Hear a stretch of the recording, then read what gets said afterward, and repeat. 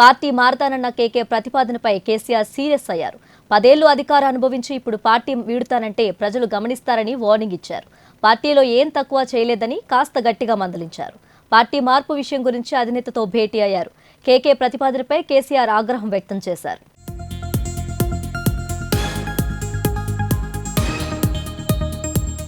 అటు ప్రస్తుత రాజకీయ పరిణామాలు, బీఆర్ఎస్ పై ప్రజల్లో వ్యతిరేకతను గులాబీ బాస్కు కేకే తెలియజేశారు. తన రాజకీయ అనుభవాన్ని, బీఆర్ఎస్ వైఫల్యాన్ని లేఖలో పొందుపర్చారు. లోక్సభ ఎన్నికల్లో బీఆర్ఎస్ థర్డ్ ప్లేస్ కు పరిమితం కాబోతుందన్నారు. Delhi liquor scam, Kaleshwaram project, party ఫిరాయింపులు, అన్పార్లమెంట్ ఓట్స్ పార్టీ ఓటమికి గల కారణాలని లేఖలో తెలిపారు. ఇక కేకేను బుజ్జగించిన కేసీఆర్ పార్టీ పునర్నిర్మాణం చేద్దామని చెప్పినట్లు తెలుస్తుంది. కాంగ్రెస్ పై ప్రజల్లో వ్యతిరేకత వస్తుంది. రానున్న రోజుల్లో బీఆర్ఎస్ వేనని, పార్టీలో కొనసాగండని కేకేకు చెప్పగా ఈ నెల 30న కాంగ్రెస్ పార్టీలో చేరుతున్నట్లు కేసీఆర్ కు కేశవరావు తెలియజేసినట్లు టాక్.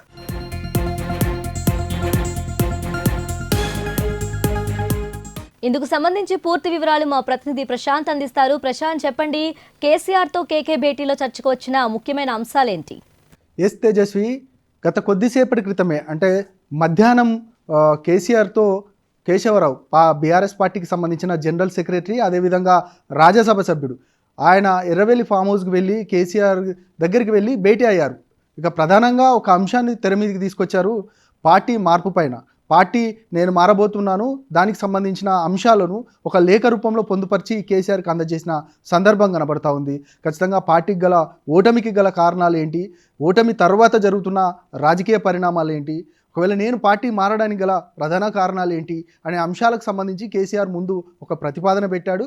ఆ లేఖలో పొందుపరిచి కేసీఆర్కి అందజేసిన పరిస్థితి కనబడుతూ ఉంది. కేసీఆర్ వీటన్నిటిని వేరియేషన్ చేసుకొని పూర్తిగా కేశవరావుతో సుదీర్ఘంగా దాదాపు 2 గంటల పాటు ఒక మంతనాలు చేశారు. ఇక పార్టీ నీకు ఏ విధమైన తక్కువ చేయలేదు, ఖచ్చితంగా మీ పార్టీకి సంబంధించి మీ కూతురికి మేయర్ పదవి ఇచ్చాం, దాంతోపాటు మీకు కూడా రాజ్యసభ సభ్యుడిగా ఇచ్చి మేము పార్టీ గౌరవించుకున్నామంటూ కూడా కేసీఆర్ ఘాటు వ్యాఖ్యలే చేసినట్టు తెలుస్తూ ఉంది. దాంతోపాటు ఏ కోశాన కూడా మీకు ఎక్కడ కూడా తక్కువ చేయలేదు, 10 సంవత్సరాలు పార్టీ పదవులు అనుభవించారు, మరి ఇప్పుడు పార్టీ మారతాడనడం ఎంతవరకు సబబు అంటూ కూడా కేసీఆర్ కేశవరావును అన్నట్టు తెలుస్తూ ఉంది. దాంతోపాటు ఖచ్చితంగా మీరు పార్టీలో కొనసాగండి, ఇక పార్టీ పునర్నిర్మాణం చేద్దాము, పార్టీ ఓటమి గల కారణాలను దాన్ని వేరియేషన్ చేసుకుందాము, దానికి సంబంధించి పూర్తిగా ఏదైతే ఓటమి గల కారణాలు, దాని తర్వాత మనం రాబోయే రోజులలో ఏ విధంగా పార్టీ ముందుకు వెళ్ళాలనే అంశాలపైన సుదీర్ఘంగా కేశవరావుకు చెప్పినట్టు తెలుస్తూ ఉంది. మొత్తానికి కేశవరావుకు సంబంధించి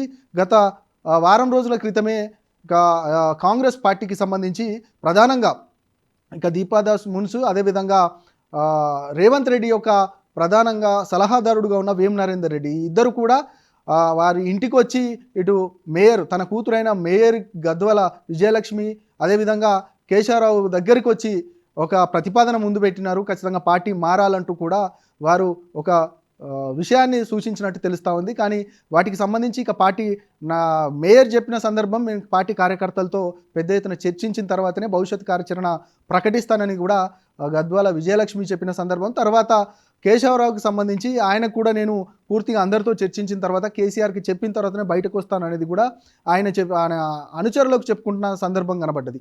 ఈ 2 అంశాలకు సంబంధించి ఇక పూర్తిగా వారు ఒక పరిస్థితికి వచ్చినట్టు తెలుస్తోంది. అందులో భాగంగానే కేసీఆర్ని కలిసి నేను ఖచ్చితంగా పార్టీ మారుతున్నాననేది కూడా కేశవరావు చెప్పారు ఈరోజు. దానికి సంబంధించి కొన్ని ఆసక్తికరమైన విషయాలు మాత్రం తెర మీదకి వస్తూ ఉన్నాయి.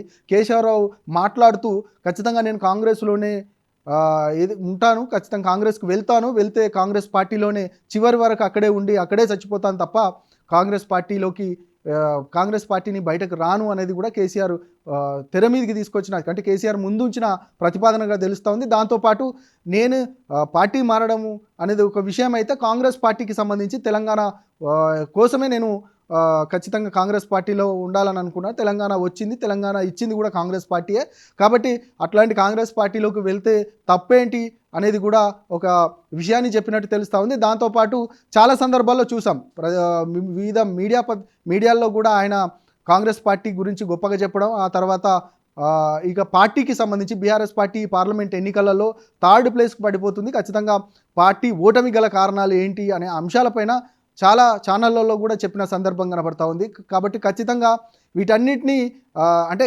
కేసీఆర్ గొప్పవాడే, కానీ ఇక పరిణామాల దృష్ట్యా మాత్రం ఖచ్చితంగా పార్టీ ఓటమి గల కారణాలు అనేక కారణాలు ఉన్నాయనేది కూడా కేశవరావు చెప్పిన సందర్భం కనబడుతుంది. మొత్తానికి ఈరోజు భేటీకి సంబంధించి ఖచ్చితంగా నేను పార్టీ మారబోతున్నా అనేది ఒక ఇండికేషన్ మాత్రం కేశవరావు ఇచ్చినట్టు తెలుస్తూ ఉంది.